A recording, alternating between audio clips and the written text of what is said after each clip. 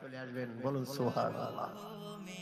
পথে যেতে না যেতে একটা মহিলা মধুর কণ্ঠে গানের আওয়াজ দেয়, যে গান শুনলে যুবকের মন নষ্ট হয়ে যায়। অনেক সময় এভাবে যদি গান বাজনা হয়, যদি থিয়েটার হয়, যদি বাজি বাজনা হয়, যদি ঢোল ডকর দেয়, যদি কেউ বকজান, অনেক মুসলমানের ছেলেরা রান্না বান্না করে খাওয়ার সময় সেইখানে অন্য জাতির মতো তারা ঢোল ডকর ব্যবহার করে, সাউন্ড বক্সে করে। যুবক, তোমার পায়ে ধরলাম, আমি তোমার পায়ে পড়লাম, খবরদার খবরদার ও মুসলমানের সন্তানেরা, জেনে রাখো গান হারাম, গান হারাম। গান শুনে আনন্দকারী লোকটা কাফের,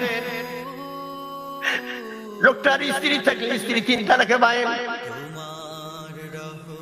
গান শুনে যদি কেউ আনন্দ মনে করে, লোকটা ওই সময় কাফের হয়ে যায়।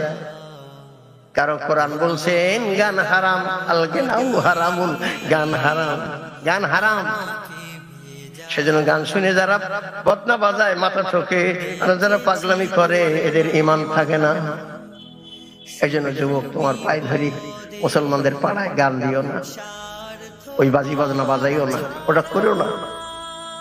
যদি পারা যায় ওদের বাজারে যাইও না, ওই পুজোর বাজারে যাইও না, ওখানে যাইও না, ওখানে যাইও না ওদের জন্য।